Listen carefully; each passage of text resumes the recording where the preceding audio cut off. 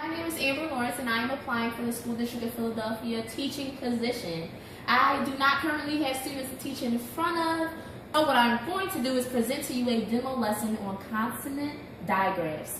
And this lesson is going to stay in the range of 2nd grade, even though it could possibly range from K to 2.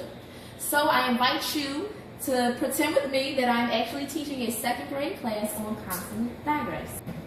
Okay, so yesterday we started to talk about consonant digraphs, but we did not get to finish. So I want to know who remembers something about consonant digraphs that we talked about yesterday. Sarah, can you tell me something that you remember?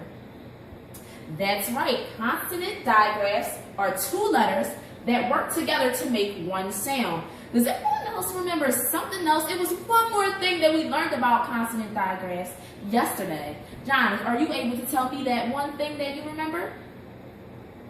Okay, and you are exactly right. They can be found at the beginning or at the end of the word. So, before we continue to learn about consonant digraphs, we are actually going to go over our objective for the day. So our objective says that students will be able to segment and blend consonant digraphs. This means that we will be able to take a word and break it apart into separate sounds, but we'll also learn how to take separate sounds and blend them together to make a word. And all of this surrounds itself around consonant digraphs. So let's remember that as we continue to learn about this new word.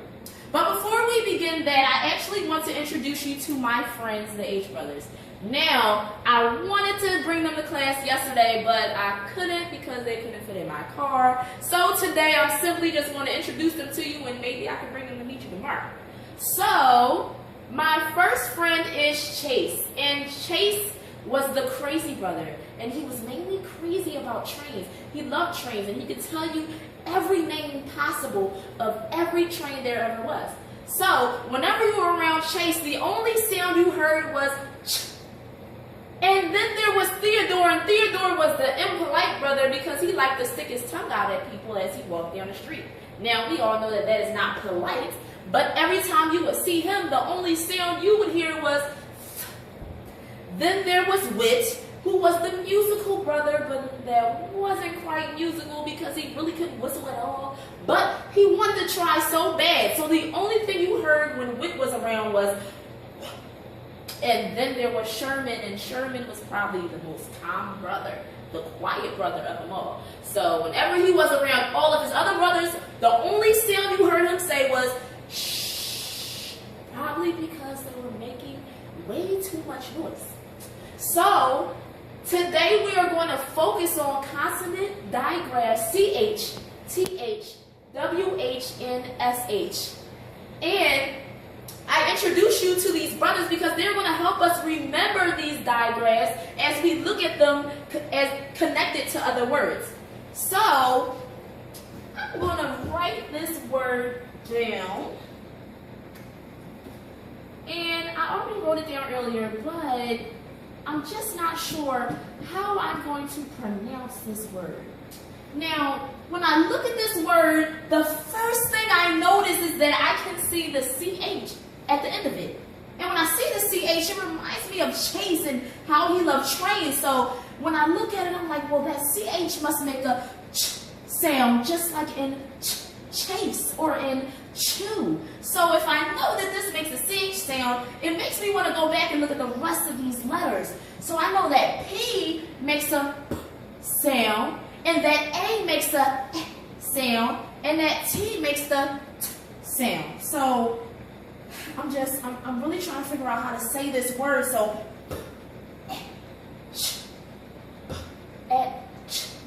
patch. So this word has got to be patch. All right. So I see now that by knowing the brothers, I was able to actually see H brothers. It helped me to be able to take apart the sounds in this word and figure out which word it was. So because I just find this so amazing, I want you guys to try yourself. So I'm going to write this word on the board, and then we're going to try it together. It is a sound. All right, Sarah, what do you have to say? Okay, that is an interesting observation. So she said that she sees the OR in the word, and she knows that that spells or. So or. And then so if we know that these first two letters make and that these next two letters make or, then what does this last letter make? This last letter N, what sound does N make? That's right, guys, N makes the sound. So on. What word is that? That's right, the word is thorn. Great job, guys. I think you guys might actually be smarter than me. So, now that it looks like you guys are actually getting it, I want you guys to look at this sheet that you have that everyone should have in front of their desk. Now, if you do not have this sheet, please raise your hand now to let me know so that you'll be able to follow along with us. So, if you look on this sheet is called a digraph DAG. And what we are going to do is find the missing digraphs in each of these words. So, the first thing we're going to have to do is look at the picture. And when we look at the picture, we're going to automatically, most of us, we all should be able to figure out what this picture is actually representing. Once we do that, we're going to think, okay, if I said this word, which H brother would like this word? This is going to help us choose the right digraph to fill in the rest of this word.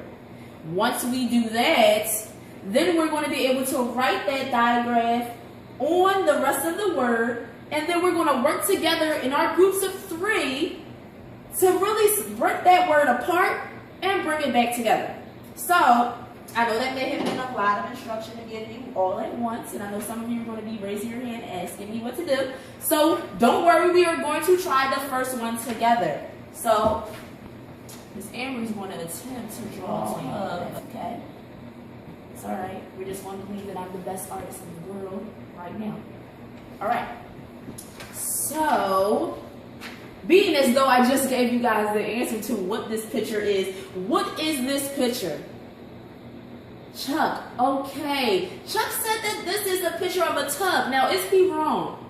No, he is not wrong. This is a tub, but another word for a tub would be, it would be bath. So you should see a B, an A, and then there's a line to fill in the rest. So we're just going to write the TH at the end, and that is going to help us write the word bath.